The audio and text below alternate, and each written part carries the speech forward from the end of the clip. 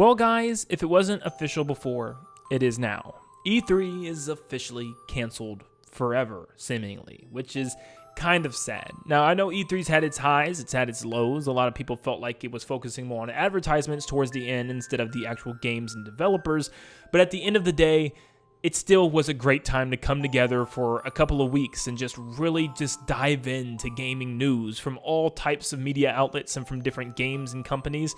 But yeah, it's officially done. After the statement, it came out that says, after more than 2 decades of E3, each one bigger than the last, the time has come to say goodbye. Thanks for the memories, GGWP, which means good game, well played. So today, I wanted to take a second to actually go all the way back, and I'm talking all the way back to the very first E3 that Nintendo appeared in. And I want to kind of look at all the highlights of every single year for Nintendo, where they started and where they finished, starting at 1995 and ending in 2021. So I don't want to waste any more time because there's a lot of years to dive into. Let's start off in 1995 at the first Nintendo E3 show. Wait, actually, before we get started, make sure you leave a like and subscribe. This video took a while to put together, so if you really enjoy this and really missed E3, make sure you just like and subscribe, as a lot of you watching this video are not subscribed yet. Now let's go back to where it all began. Let's start off all the way back in 1995, where it was just this guy talking on stage non-stop. That's pretty much essentially all the show was, talking about Nintendo, talking about the sales, the console, the numbers. That was E3. This was the first E3. Look how old this was. Like, oh my gosh. Nothing really significant happened here, but this is just kind of the start of it, the humble beginnings. Next, we have 1996, which was a scissor reel of a lot of their upcoming games, and they really focused on the games this time around. And actually, speaking of focus, their motto seemed to be focused on fun. They wanted to make sure that fun was first, that people were having fun with their unique experiences on these consoles. They showed off Mario 64, Star Fox 64, Mario Kart, Mario RPG, Kirby Superstar, Donkey Kong Country 3 on the Game Boy. There was just so much there, and they were really focusing on that fun factor, showing everybody what they can expect on multiple different Nintendo consoles, which was really cool. As Jen said earlier, you rotate around the character. You can do this at any time using the cluster C button in sequence. Mario 64. Vean ustedes las gráficas. Aquí se crearon. In 1997, Nintendo showed off more of their games focused on their new console, the Nintendo 64, showing off GoldenEye, Banjo-Kazooie, and even Conker, so lots of third-party developers joining in on the fray as well.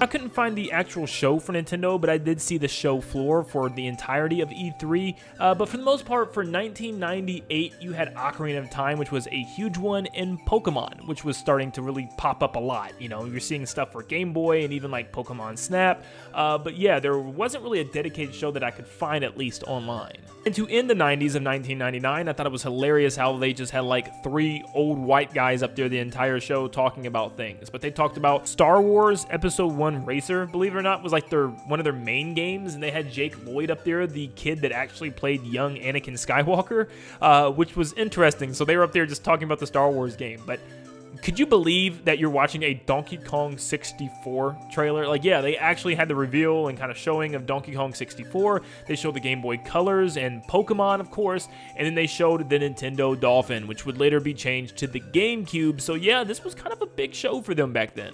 But like, look at this. This is like the face of business Nintendo of 1999. It's actually hilarious to look at. Like, this is Nintendo. And when we jump into the 2000s, there wasn't really a video for the Nintendo E3 presentation of 2000 either. They talked about some Mario Kart, of course, but the big thing that a lot of people probably remember is right around the same time was Space World, where they showed off the new look and animations for Zelda and what a Zelda game could look like with Link versus Ganondorf. And it was a really cool little animation that would kind of give us a hint as to what eventually would come to the Nintendo GameCube, technically called the Nintendo Dolphin at the time. In 2001, we finally see the real face of Nintendo, Mr. Iwata, come to the stage, which is one of the first times we ever kind of see him present, and he will become the new main face of these events.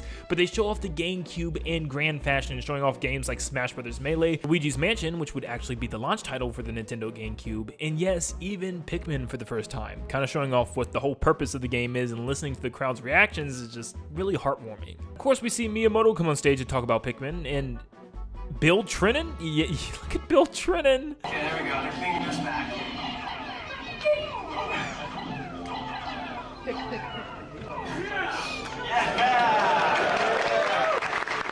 Then move to 2002, where we see Mr. Iwata on stage once again, and showing off Metroid Prime for the GameCube and the Game Boy Advance, with games like Wind Waker also coming to the GameCube as well. After showing that tech demo, showing more of a cartoony style of game for Zelda was definitely a surprise for a lot of people back then. Man, it's so cool to see Super Mario Sunshine and kind of the beta footage of what the game looked like. It just kind of looked completely different in certain aspects, and as a huge Super Mario Sunshine fan, this is just awesome to watch. The show in 2003, they showed off more GameCube games that we already kind of knew about and just kind of showed us gameplay of those things, and they also announced things like Four Swords and showed everybody on stage kind of gathered around playing Four Swords on the Game Boy, and nothing like too massive during the show. But goodness gracious, in 2004 did they come in swinging. First and foremost, we get to see Reggie Fils-Aimé for the first time, and he comes in with this freaking line. I'm sorry, this is one of the only few times I will allow a swearing clip on this channel, so you're warned, but of course, the Reggie quote.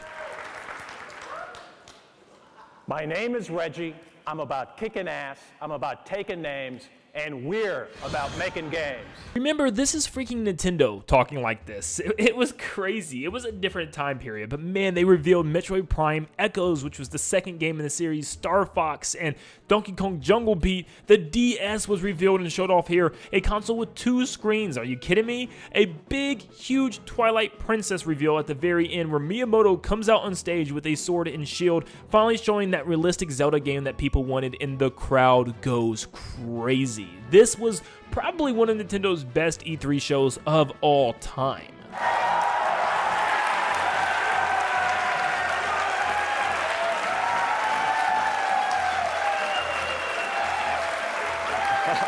Now we move to 2005, where we have tons of DS games shown off, like Nintendogs, which had a huge focus and obviously took the world by storm, and the Nintendo Revolution was shown off, which would be the Nintendo Wii. It was our first ever look at the thing, and of course, Metroid Prime 3 getting a first look as well, because who wouldn't want a Metroid Prime 3? At the time, Metroid Prime was rocking. We also had a DJ with 2 DS's on the turntables, and he was making music with them. It was a weird time for sure.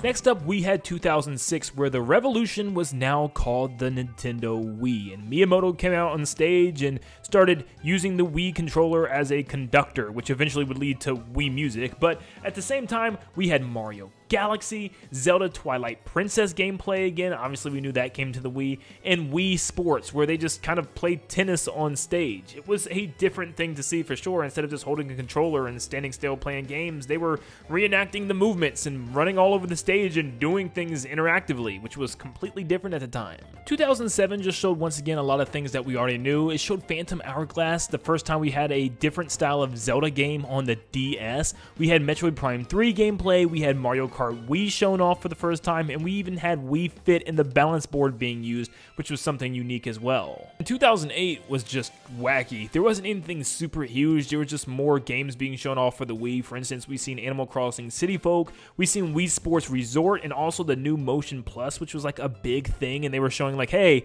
your motion controllers can be better if you get the Motion Plus. Like, it was just kind of weird. And we see Reggie, of course, riding the jet ski. We all remember that. You really like that throttle, don't you, Reggie? And then, of course, the Wii Music fiasco. I mean, just watch.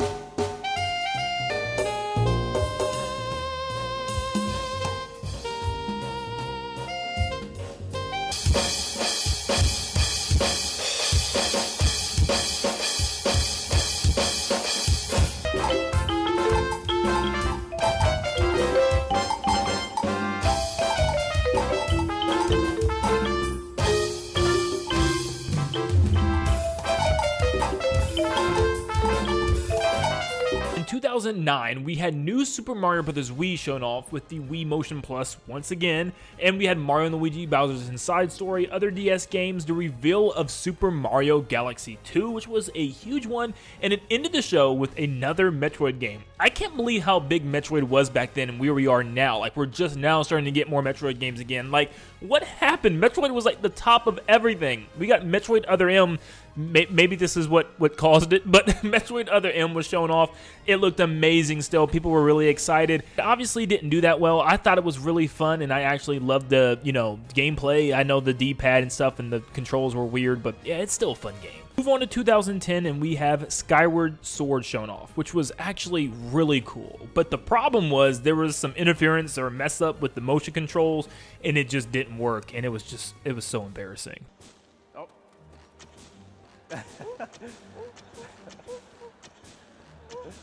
These are some fast spiders. 今度はこうして構えます。そしてあれ弓矢を構えます。そして So 今度 you, ごめんなさい。 looks like we're having a little interference here. 誰かワイヤレスを使ってますか？ Somebody out there using wireless? Anybody? リハーサルではとても上手にできたんです。 Everything went really well in our rehearsals. You guys need to turn off all your wireless devices. They would also show a return to Donkey Kong Country with Donkey Kong Country Returns, and the 3DS is shown off with Kid Icarus, and people love it. Sorry to keep you waiting.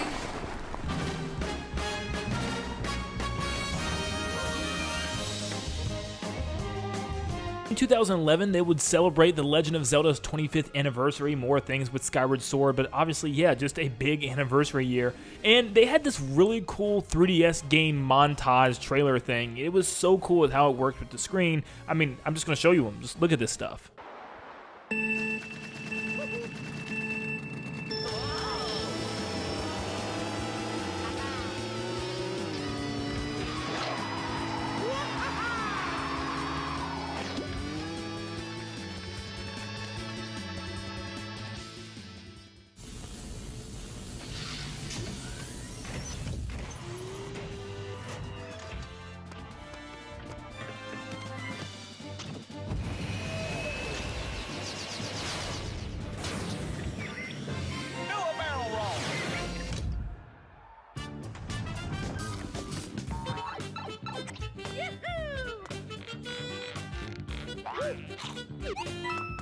Yeah.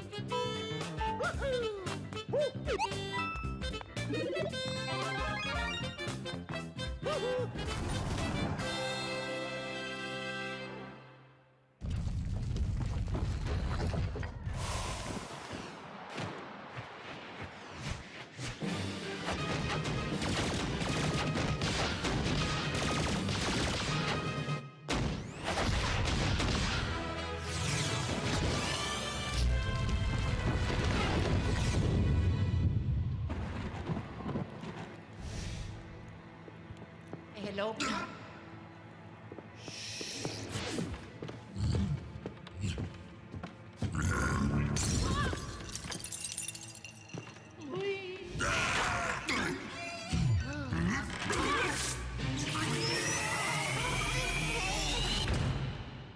Seeing Fox McCloud and obviously Pit do all these cool animations and stuff on screen was so awesome. It just kind of makes me miss some of these games like Star Fox and Kid Icarus. Like, where are they at? And yeah, this was just so cool. They had so much life and animation back then. But then we would finally hear about the Wii U, the successor to the Wii and Nintendo's first high-definition console, where they showed off some cool gimmicks with it being like a second screen and like a remote and stuff. But obviously we know how well this console would go on to do, but it was still super cool at the time, and also getting that really cool Zelda tech demo again. Goodness gracious, look at all the games that we knew about at the time. Like, we knew that there was a new console coming out in the future with the Wii U, but even on top of that, we had all of these games to look forward to, man. Even though some of them were remakes and smaller games, there was so much. I mean, there was 3DS games, there were Wii games, there were still DS games.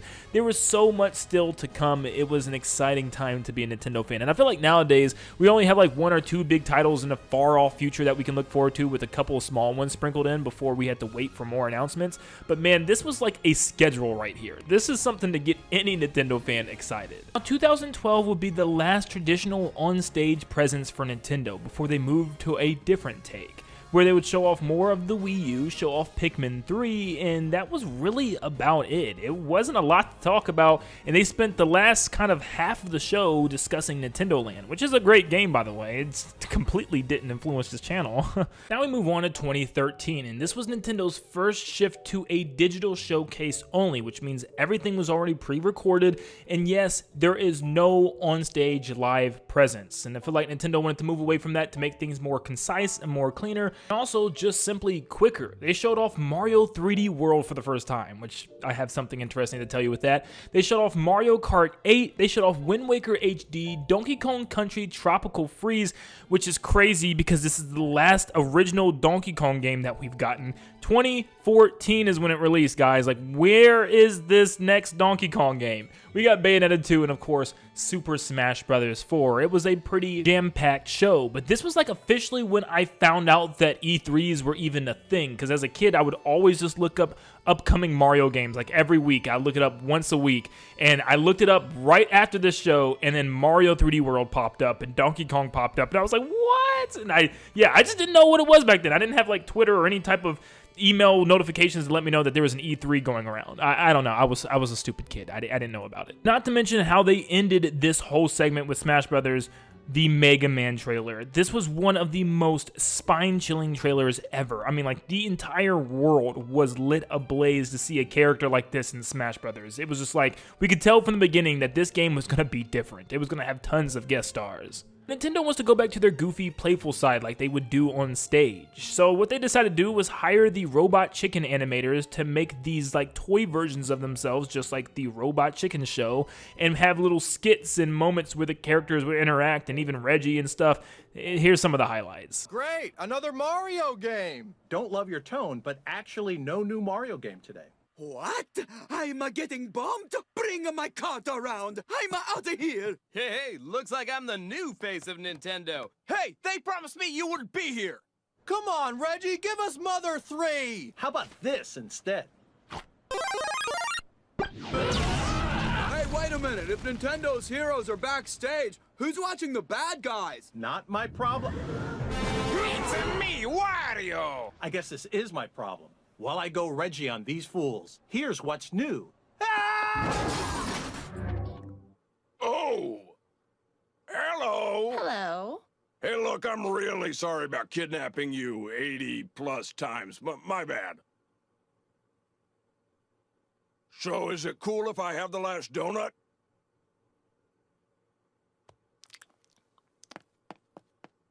I deserve that. Do you ever take those gloves off? No! Take my gloves off, do whatever I want. Oh, here we go. Okay, now. Shut up! Thanks for coming back, Mario. Maybe now you reconsider announcing Mario Ballet. What about Star Fox? But yeah, Nintendo had some fun that year, showing off a brand new Smash 4 trailer with Iwata and Reggie fighting each other to reveal the Miis in Smash Brothers. They showed off Amiibo for the first time, which would cause everybody to actually leave their homes and get in big lines in order to buy little toys for high prices. They also had a Breath of the Wild reveal, finally showing off the world of Hyrule and Link a little bit more. They showed off some more Mario Maker a little bit, and a Splatoon reveal, a brand new third-person shooting game for Nintendo, which was a big deal that a lot of people kind of slept on at first. I'll let you know that I didn't. I was on board from the very beginning, baby, because I thought it was so cool. And then Palutena in Smash, and at the very end, a Star Fox hint, believe it or not, with Miyamoto actually playing the game in like the background and you could barely see the screen. So yeah, 2014 was actually really insane. Not to mention, this is back when Nintendo would actually hype up E3. I mean, they had Reggie kind of acting like a robot called the Reginator and made like a whole trailer and clip to get ready for E3, which was just some fun things to get excited for. And it really just let us become excited for what was to be announced and stuff. And we don't have things like that anymore. It's just like a day before, they'll be like, oh, Nintendo Direct coming tomorrow. That's like the most of our excitement. And then in 2015, Nintendo said, you know what, let's do something something goofy again, and all of the Nintendo reps were just puppets. Iwata, Reggie, everybody, just puppets, even Miyamoto, which was so cool. They even would turn into Star Fox characters because they would, you know, reference Star Fox Zero, the big game to talk about, but like, this was just so cool. Nintendo 62, Nintendo 63, Nintendo 64. My puppet body is ready. I'm here.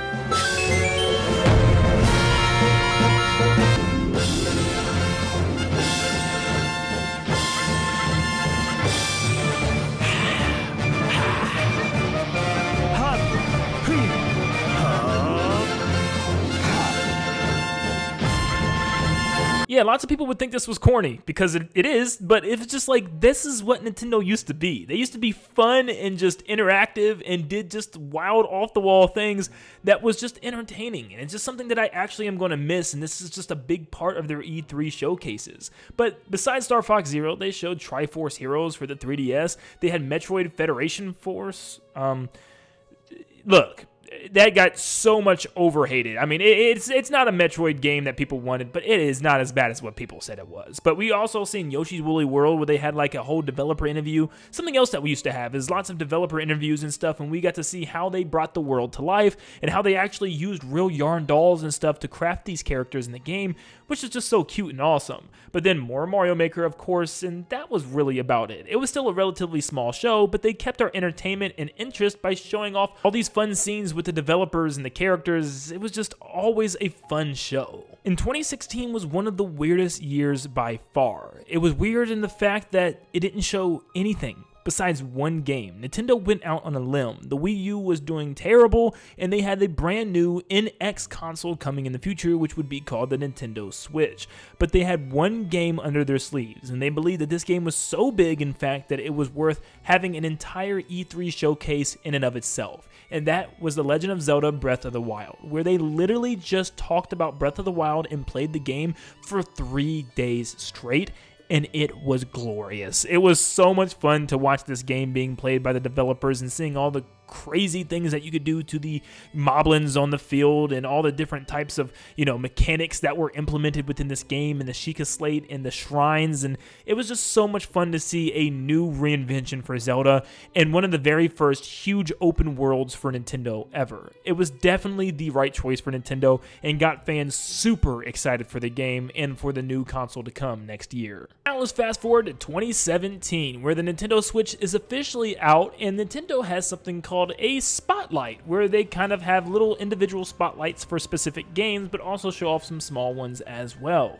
They showed off a brand new Kirby game, which has been quite a while. It was Kirby Star Allies. They showed off Metroid Prime 4, kind of, the reveal trailer, which was just the logo, and then it eventually got redeveloped because it just was horrible, I guess. So yeah, we're still waiting on that game. But Yoshi's Crafted World was shown, and Breath of the Wild DLC. Yes, the long-rumored Mario pairing up with Rabbids actually happened with Mario Rabbids Kingdom Battle, and a brand new Super Mario Odyssey trailer, which was the Big Daddy trailer. It showed that we could actually turn into the enemies and objects within Mario by just throwing our hat and capturing them. It was the main mechanic that was hidden for so long, and man, it made this game even more exciting. But along with the Nintendo Switch, this is where we start to feel a brand new age for Nintendo. More of an older feeling, more of a clean-cut corporate feeling, which a lot of people didn't like because it kind of moved away from their silly, goofy, you know, acts and different parts of the show that made us laugh. It was just kind of straightforward and serious and right to the point. It gave us more trailers and more stuff quicker, but still, it kind of left out that Nintendo charm that we loved so much. 2018 showed off Pokemon Eevee and Fortnite on Switch, which was a pretty big deal for a lot of people, even though it ran a lot worse than any other console. But half of the entire show was dedicated to Super Smash Bros. Ultimate. And of course, it was the big Everyone Is Here trailer, where Sakurai showed off that every single past character is now in Smash Bros. Ultimate. And then they ended the show with a new character reveal being Ridley from Metroid, which people have been asking for forever, but was told that he was too big. It was an awesome sight to be seen. 2019, we would start the show and end the show with even more Smash Brothers, because we started the show with Hero revealed for Super Smash Bros. Ultimate, and then we eventually see some scenes with like Bowser and Doug Bowser, the Nintendo president at the time, which was hilarious. But Nintendo would go on to show off Link's Awakening, a brand new Animal Crossing New Horizons look, and of course in the show with Banjo-Kazooie in Smash Brothers, which just completely broke the internet. But Nintendo also added in something else to the end of the show. Yes, the first look at the sequel to The Legend of Zelda Breath of the Wild, which would later be named The Legend of Zelda Tears of the Kingdom. Then of course this would mark the end, because 2020 had no event due to the virus surrounding the globe, but then 2021 would be the very last E3 showing for Nintendo. They started the show with a Kazuya reveal for Super Smash Ultimate, a brand new 2D Metroid finally giving us Metroid Dread after all of those long rumors and waiting. Advance Wars was shown off but wouldn't release for a while, and Tears of the Kingdom gets a new short trailer at the very end. But overall, the show didn't do a whole lot. They definitely didn't end with a bang after all of these years, but unfortunately, I don't know if Nintendo even knew that would be their last time at E3. Now granted, this announcement doesn't affect Nintendo as a whole, like, at all. Nintendo's already shown that they just want to have their own thing. They moved from on-stage presence to more of a digital showcase, and then eventually to their own just Nintendo Directs that they will host in the summer. So it doesn't really need E3. It never really did, and it was just kind of a sign that times are changing. I will say, however, I do kind of miss the on-stage presence and seeing the wacky things that would happen, and there's just something special about that. But we can always look back at the past from where Nintendo came from to where they are now. But E3 is going to live in our hearts forever. We will always remember the times where we all tuned in around the world at the same time to watch these shows and watch the wackiness that unfolded on stage, and I just wish I was old enough to view some of the older ones as much as others probably were able to. But at the end of the day, I am thankful that it happened. I'm glad that we were able to experience it, and it is a farewell and goodbye. But let me know in the comments down below, what is your favorite E3 moment of all time? What was your favorite reveal, and what was your favorite moment that you'll always remember and cherish? Thank you so much for tuning in. Make sure you leave a like and subscribe before you head out, and like always, I'll see you all on the next one. See ya, guys.